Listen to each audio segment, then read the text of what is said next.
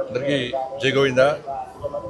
ఈరోజు జన్మదినం సందర్భంగా స్వామివారి దర్శనం కోసం రావడం జరిగింది. గత సంవత్సరం కూడా జన్మదినం సందర్భంగా స్వామివారి దర్శించుకోవడం జరిగింది.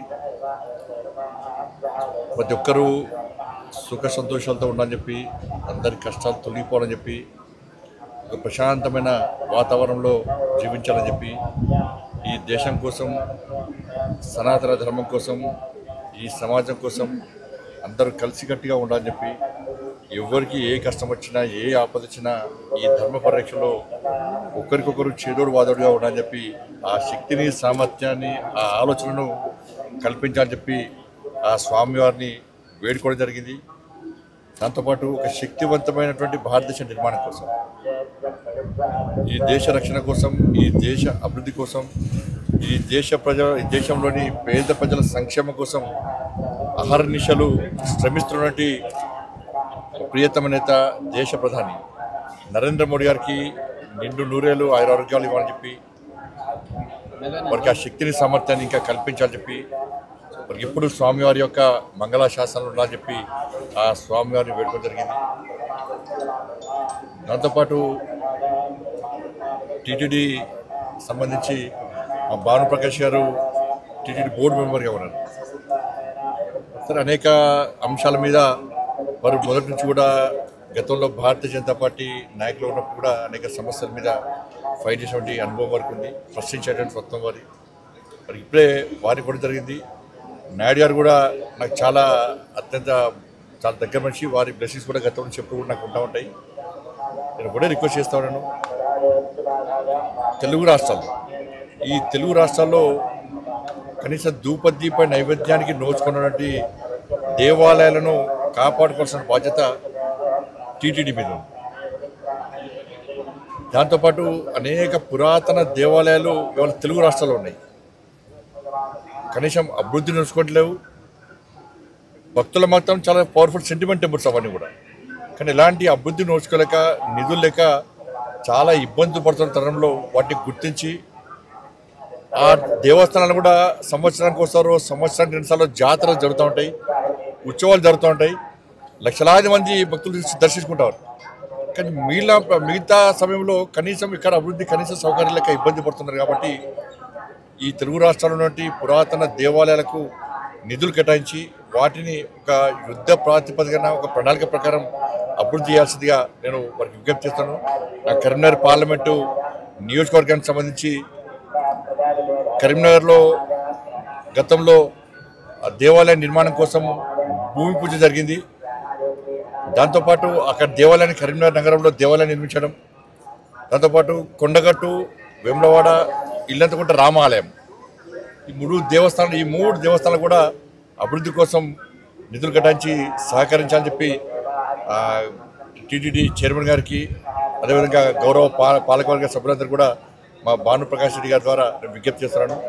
ముఖ్యంగా ఇల్లంతకుంట రామాలయం, కొండగట్టు ఆంజనేయ స్వామి దేవాలయం, ఇవన్నీ కూడా చాలా పవర్ఫుల్ టెంపుల్స్. కాబట్టి ఆ నియోజకవర్గంలో ఉన్నటువంటి ఆ దేవాలయాలు కూడా నిధులు కేటాయించి కాపాడాలని మేము కోరుతున్నాం. ఎందుకంటే హిందువుల ఆస్తి.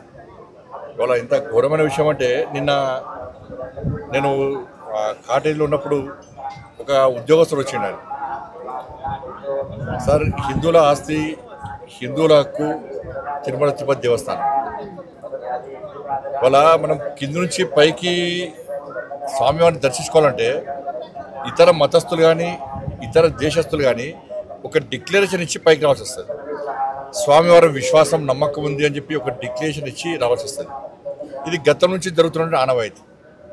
కానీ దురదృష్టవశాత్తు ఏంటంటే, టీటీడీ ఈ దేవస్థానంలో దాదాపు 1000 మందికి పైగా ఇతర మతస్థులు. స్వామివారి మీద విశ్వాసం, నమ్మకం లేదు. హిందూ సనాతన ధర్మం మీద వారికి ఆలోచన లేదు. ఆ సనాతన ధర్మాన్ని కాపాడాలి, సనాతనానికి అనుగుణంగా వ్యవహరించాలని చెప్పి ఆలోచన వరకు లేదు. అటువంటి ఉద్యోగస్తులకు, అటువంటి వ్యక్తులకు టీటీడీలో ఉద్యోగాలు ఇవ్వడమైంది, వాళ్ళు ఇంకా కొనసాగించడమైంది. ఎప్పుడో ఒకసారి మార్పు జరగాలి. అరే, గతం నుంచి ఉన్నారు వాళ్ళు, మేము ఏం చేయలేమంటే అది చేతకాంతనం అవుతుంది. నేను భానుప్రకాష్ గారు చెప్తున్నా, పాలక వర్గానికి నేను ఘాటుగా చెప్తున్నాను, ఇటువంటి పద్ధతి మంచిది కాదు. మీరు ఎంత అభివృద్ధి చేసినా బయట భక్తులకు అన్ని సౌకర్యాలు కల్పించినా కూడా ఇతర మతస్థులు ఈ దేవాలయంలో ఉండడం వలన వాళ్ళ ఆచార వ్యవహారాల విషయంలో చాలా ఇబ్బందులు వస్తున్నాయి.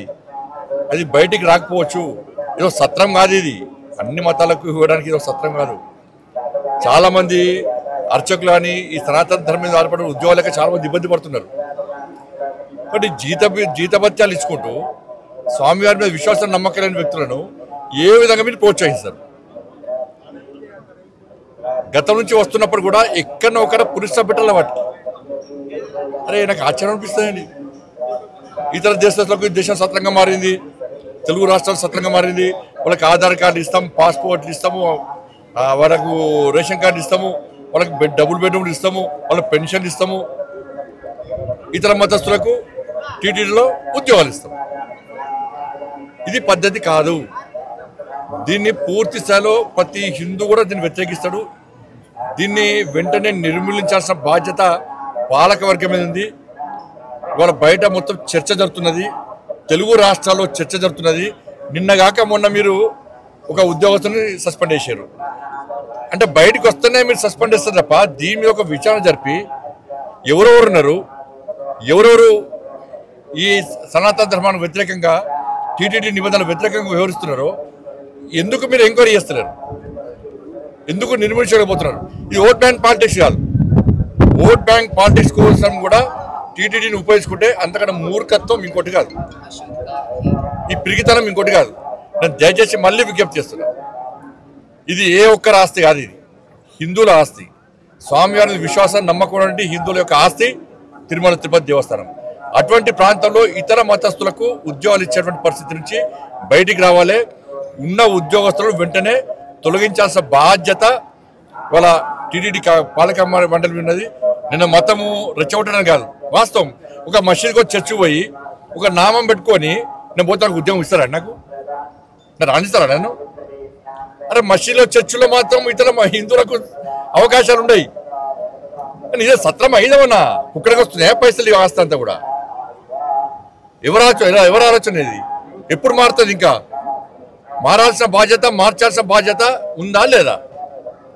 ప్రభుత్వాలు మారుతున్నాయి, పాలక మండళ్ళు మారుతున్నాయి, కానీ ఈ పద్ధతి మాత్రం ఇతర మతాలు తొలగించడం మాత్రం మారతలేదు. ఈ పద్ధతి మంచిది కాదు. దీన్ని వెంటనే నిర్మించాల్సిందిగా నేను డిమాండ్ చేస్తాను. ఇది మంచి పద్ధతి కాదు.